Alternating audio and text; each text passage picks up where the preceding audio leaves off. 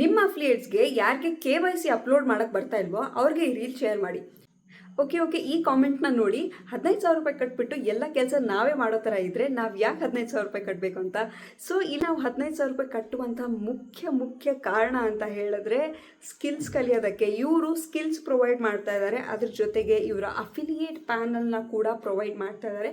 ಅದಕ್ಕೆ ಸೊ ನಿಮ್ಮ ಕ್ವೆಶನ್ಗೆ ಆನ್ಸರ್ ಸಿಕ್ತು ಅಂದ್ಕೊಳ್ತೀನಿ. ಸೊ ನೆಕ್ಸ್ಟ್ ಬನ್ನಿ, ಇವತ್ತು KYC ಮಾಡಬೇಕು ಅಂತ ಅಂದ್ಕೊಳ್ತಾ ಇದ್ದೀನಿ ಮ್ಯಾಮ್, ಬಟ್ ನನಗೆ ಡಾಕ್ಯುಮೆಂಟ್ ಅಪ್ಲೋಡ್ ಆಗ್ತಾ ಇಲ್ಲ ಅಂತ ಹೇಳೋರಿಗೆ ಯಾವ ರೀತಿ ಅಪ್ಲೋಡ್ ಮಾಡಬೇಕು ಅಂತ ಹೇಳ್ಕೊಡ್ತೀನಿ. KYC ಮಾಡುವಾಗ ಬರುವಂಥ ಒಂದು ಮೇಜರ್ ಪ್ರಾಬ್ಲಮ್ ಅಂತ ಹೇಳಿದ್ರೆ ಡಾಕ್ಯುಮೆಂಟ್ಸು ಅಪ್ಲೋಡ್ ಆಗೋದಿಲ್ಲ. ಯಾಕಂತ ಹೇಳಿದ್ರೆ ಡಾಕ್ಯುಮೆಂಟ್ಸು 500 KB ಕೆಳಗಡೆ ಇರಬೇಕು, ಅವಾಗ ಮಾತ್ರ ಡಾಕ್ಯುಮೆಂಟ್ ಅಪ್ಲೋಡ್ ಆಗುತ್ತೆ. ಇವಾಗ ಆ ಡಾಕ್ಯುಮೆಂಟ್ನ 500 KB ಕೆಳಗಡೆ ಹೇಗೆ ರಿಡ್ಯೂಸ್ ಮಾಡೋದಂತ ತೋರಿಸ್ಕೊಡ್ತೀನಿ, ನೋಡ್ಕೊಳ್ಳಿ.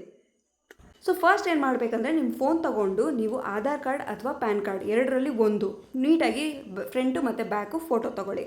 ಅದಾದಮೇಲೆ ನಿಮ್ಮ ಬ್ಯಾಂಕ್ ಪಾಸ್ಬುಕ್ಕು ಕ್ಲೀನಾಗಿ ನಿಮ್ಮ ಫೋಟೋನ ತಗೊಳ್ಳಿ. ಅದರಲ್ಲಿ IFSC ಕೋಡು ಹಾಗೆ ಬ್ಯಾಂಕ್ ಅಕೌಂಟ್ ನಂಬರು ಕ್ಲೀನಾಗಿ ಕಾಣಬೇಕು, ನಿಮ್ಮ ಹೆಸರು ಅದರಲ್ಲಿ ಇರಬೇಕು, ನೀಟಾಗಿ ಕಾಣಬೇಕು. ಅದಾದ ಮೇಲೆ ಗೂಗಲ್ಗೆ ಹೋಗ್ಬಿಟ್ಟು ರೆಡ್ಯೂಸ್ ಇಮೇಜ್ ಸೈಜ್ ಅಂತ ಟೈಪ್ ಮಾಡಿ. ಟೈಪ್ ಮಾಡಿದ್ಮೇಲೆ ನಿಮಗೆ ಈ ಥರ ಒಂದು ವೆಬ್ಸೈಟ್ ಕಾಣಿಸುತ್ತೆ. ಇದ್ರ ಮೇಲೆ ಕ್ಲಿಕ್ ಮಾಡಿ ಓಪನ್ ಮಾಡಿ.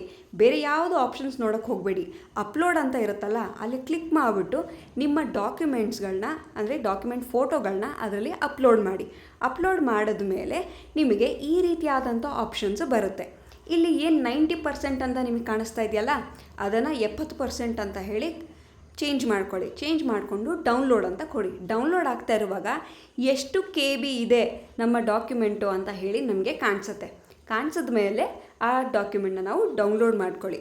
ಇವಾಗ ಡೌನ್ಲೋಡ್ ಮಾಡಿರುವಂಥ ಫೋಟೋ ಏನಿದೆಯಲ್ಲ ಅಂದರೆ ಡಾಕ್ಯುಮೆಂಟ್ ಫೋಟೋ ಇದೆಯಲ್ಲ, ಅದು ನಿಮ್ಮ ಗ್ಯಾಲರಿಯಲ್ಲಿ ಇರುತ್ತೆ. ಇವಾಗ ಮತ್ತೆ ಬಿಸ್ಗುರುಕುಲ್ ವೆಬ್ಸೈಟ್ಗೆ ಹೋಗ್ಬಿಟ್ಟು ಎಲ್ಲಿ ಡಾಕ್ಯುಮೆಂಟ್ ಅಪ್ಲೋಡ್ ಮಾಡೋಕ್ಕೆ ಕೇಳ್ತಾ ಇದ್ದಾರೋ ಅಲ್ಲಿ ಡೌನ್ಲೋಡ್ ಮಾಡಿರುವಂಥ ಫೋಟೋಸ್ನ ಮತ್ತೆ ಅಪ್ಲೋಡ್ ಮಾಡಿ ನಿಮ್ಮ ಡಾಕ್ಯುಮೆಂಟ್ಸು ಆರಾಮಾಗಿ ಬಿಸ್ಗುರುಕುಲ್ ವೆಬ್ಸೈಟಲ್ಲಿ KYCಗೋಸ್ಕರ ಅಪ್ಲೋಡ್ ಆಗುತ್ತೆ.